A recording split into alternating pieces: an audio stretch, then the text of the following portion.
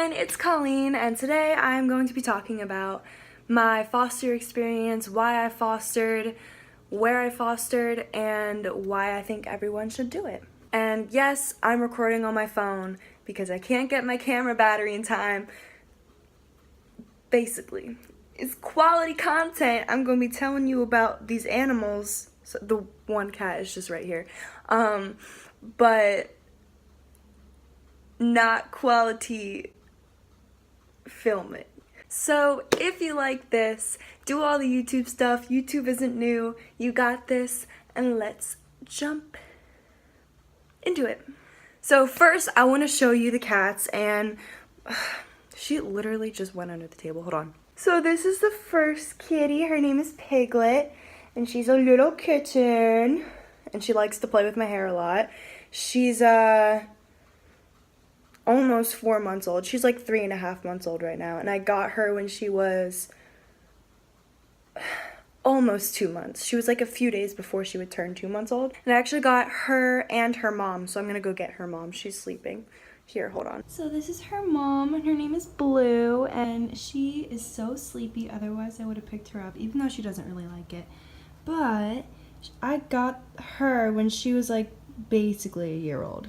So when looking for somewhere to foster, I just went with the place that answered me first. I applied to a few, but I ended up choosing Paws, which is a nonprofit adoption center and a low-cost clinic, which is cool for, you know, if you have a pet, you know that it's expensive to, you know, keep all their shots updated, like give them any like vaccines. For the application process, all I really did was I just filled out this thing, gave all my information, and then the director emailed me, then I emailed her back, and then we talked on the phone for a little bit, and then she sent me like a thing that says everything you need to know about fostering.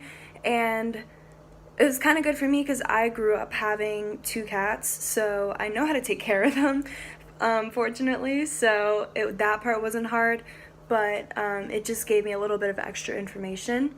I started fostering them. I got them on June 22nd, and I'm keeping them until is it tomorrow? Tomorrow, which is August 11th. So in my 2 months of fostering, I learned a lot, and it was really fulfilling to watch the little kitten grow up. It was so, I love having them around, and it's great for me because I'm in an apartment right now, and I had roommates for the first bit of the summer, and then they moved out, and then I was on my own. So the reason I really wanted to foster was just because it was my first time like officially living on my own. So I wanted, and I always grew up with pets, so I just wanted something to like, so I didn't feel like I was completely alone. And I really like the idea of like giving them a place, like a comfortable place outside of like a shelter, because it's just sad that like pets have to stay in shelters. So like anything that I could do to help, like I would do.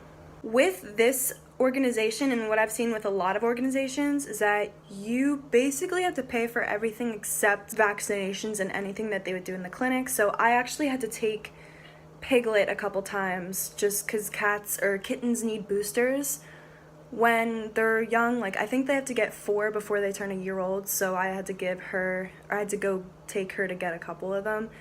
And yeah, that was free. I actually had to get them spayed, so I stayed. They had their cones. It was so cute.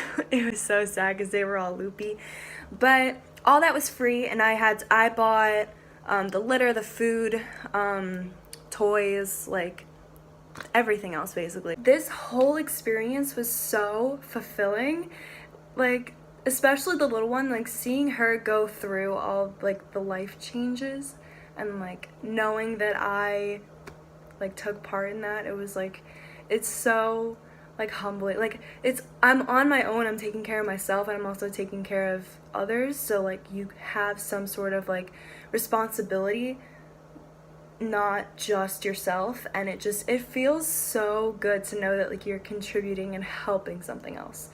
Not when she's chewing my chargers. So that's why I think everyone should foster, because even if you didn't grow up with pets and you don't really know, like it gives you a really good sense of self-fulfillment in yourself and just spreading positivity out to other beings and just doing something good for the world. Like giving a home to a cat, even if it's temporary, just anything outside of a shelter, I feel like that's awesome. And that was one of my biggest things, is that they were helping me by making sure I wasn't super lonely, and I was helping them by giving them a home. So unfortunately, I do have to give them back tomorrow, and I am so upset. I'm actually, the only reason, I think you keep fosters until they get a home, but I have to give them back because I'm moving back into school. So I obviously can't take them into my dorm. If I could, I would, because that would be awesome, but also maybe problematic, so that's why people don't have pets. But I love them so much, and I really hope they find the best homes, because seeing their personalities just blossom. Like, of course, all cats deserve to be in a good home. All pets deserve to be in a good home, but these cats are so sweet.